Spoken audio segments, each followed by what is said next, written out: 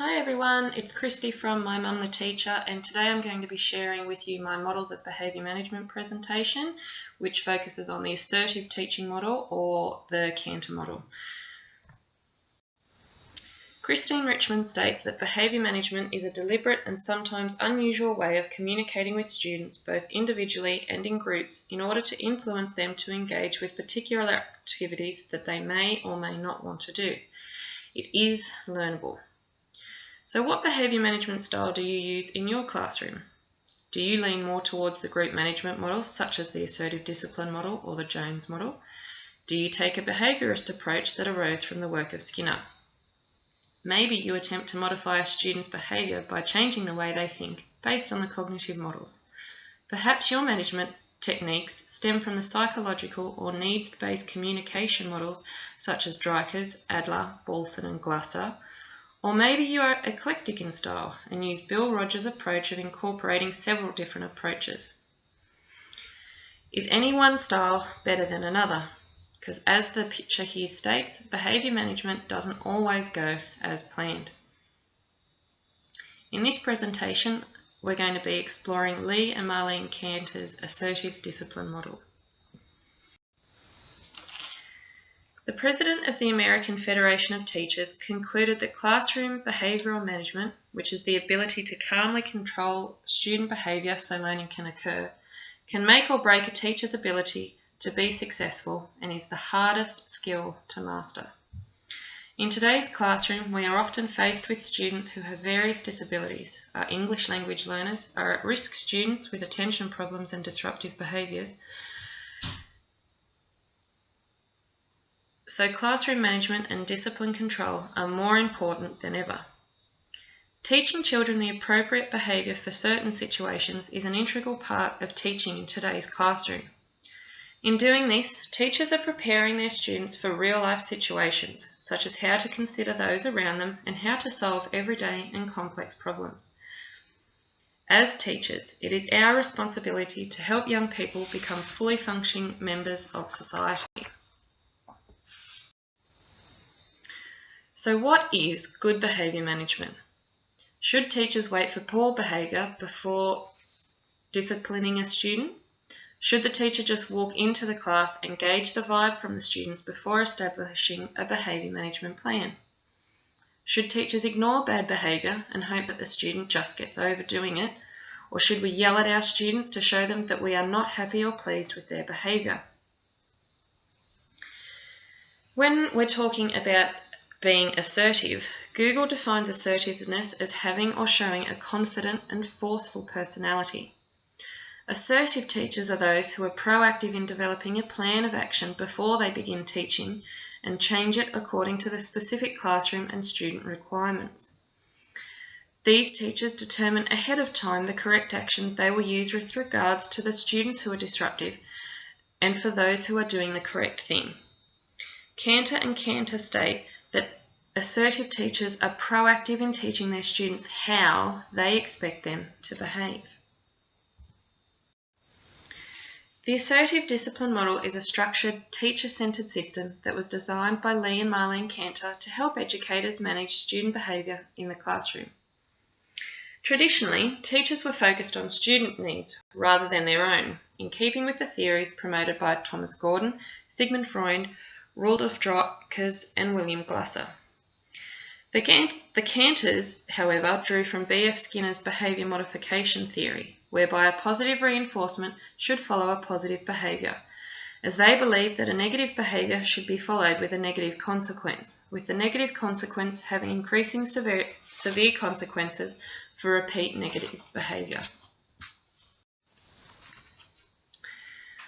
So who are Lee and Marlene Canter? Lee has a bachelor's degree in history and a master's degree in social work.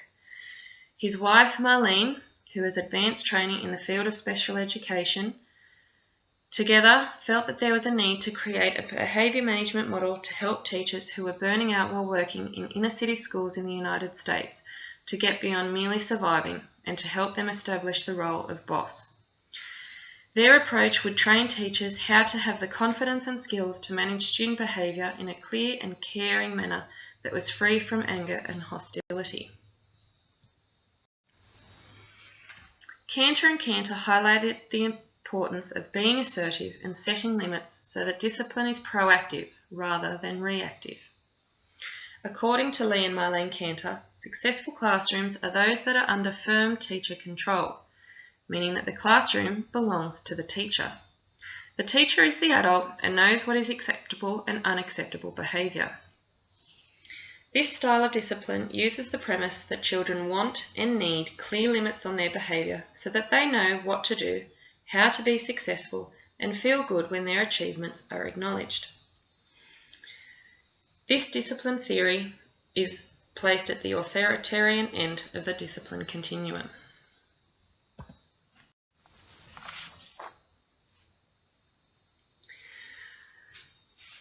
Porter states that the assertive discipline approach upholds that, as a teacher, you have both a right and a responsibility to establish order in classrooms.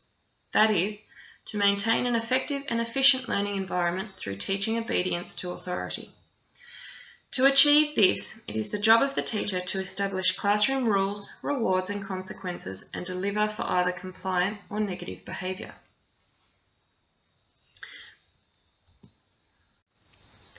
But it's not just about the teacher.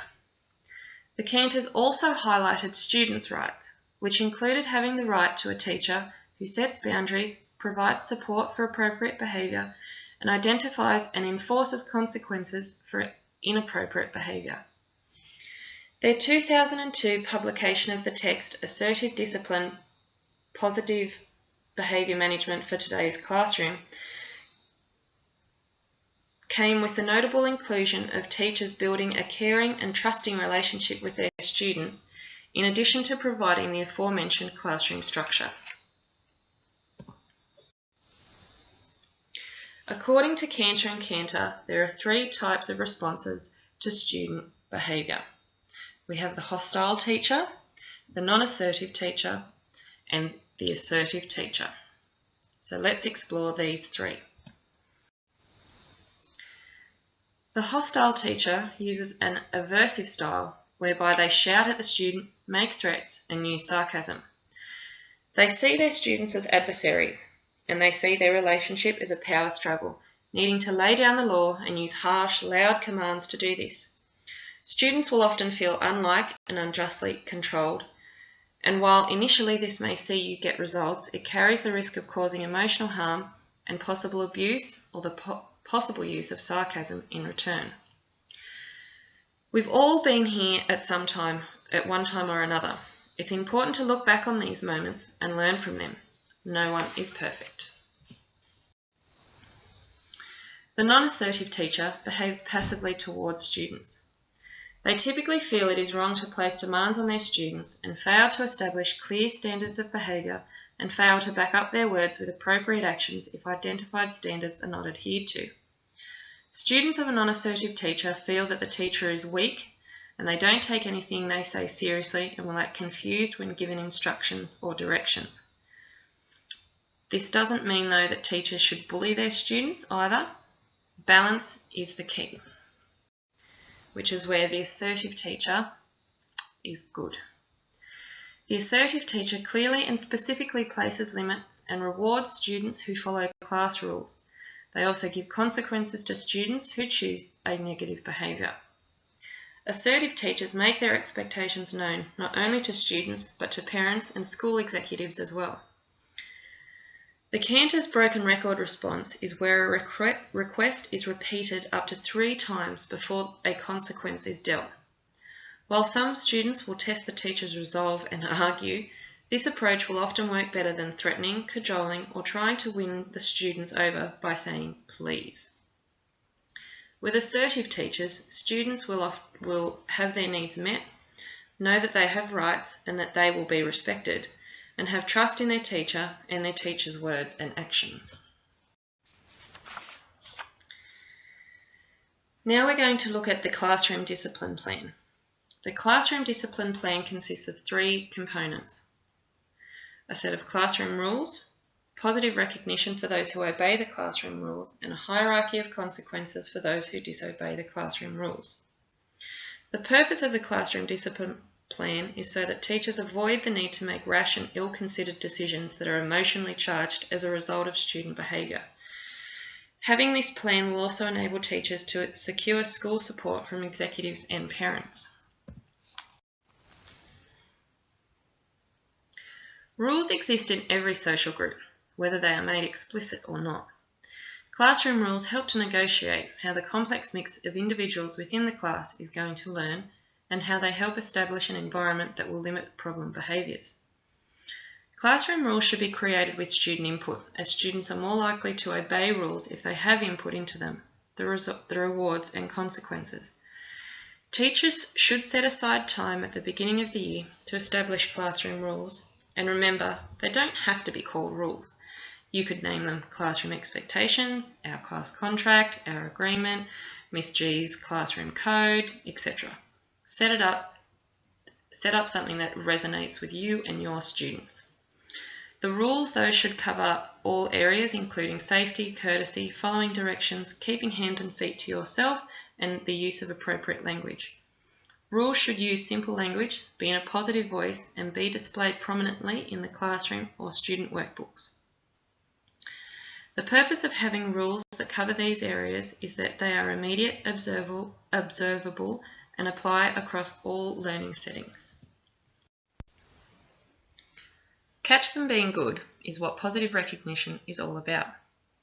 The Canters believe that positive recognition of those doing the right thing will encourage and motivate others to choose the appropriate behaviour. They also believe it increases self-esteem, creates a positive learning environment, and establishes positive relationships within the classroom.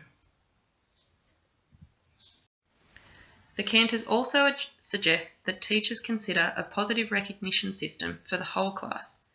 This would allow the class as a whole to earn reward points for on-task behaviour, and when a predetermined number of points is earned, the class can be rewarded with a special prize or event.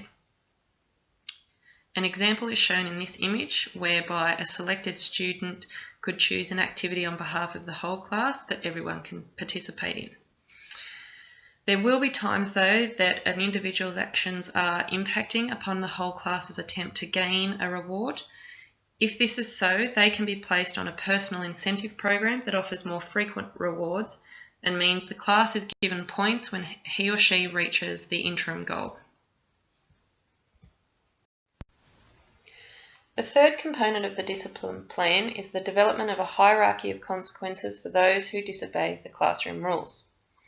The Canters believe that consequences are used in the real world, and those who choose to ignore societal rules will receive a consequence, so the classroom should be no exception. It is important to remember that these are not punishments, but are a natural outcome of the behavioural choices of the student.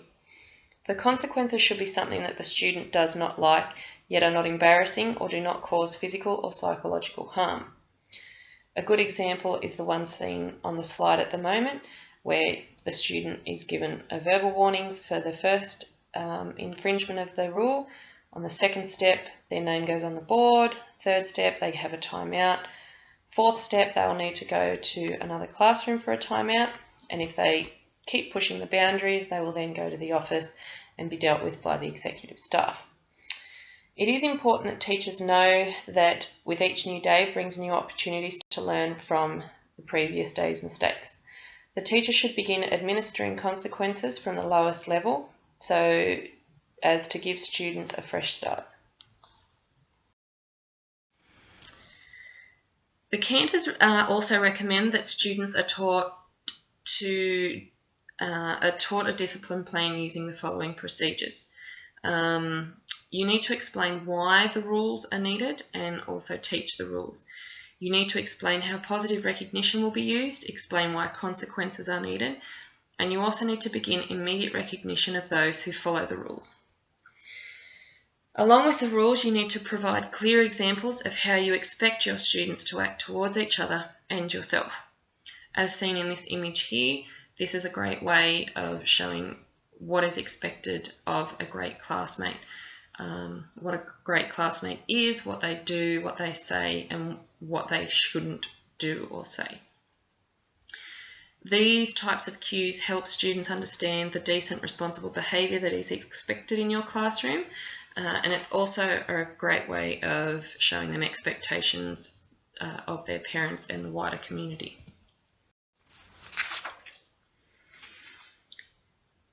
Along with the discipline plan, the Canter suggests that teachers help students take charge of the classroom by being consistent, accepting of the role and reward punishment dealer, and partake in positive interactions with students.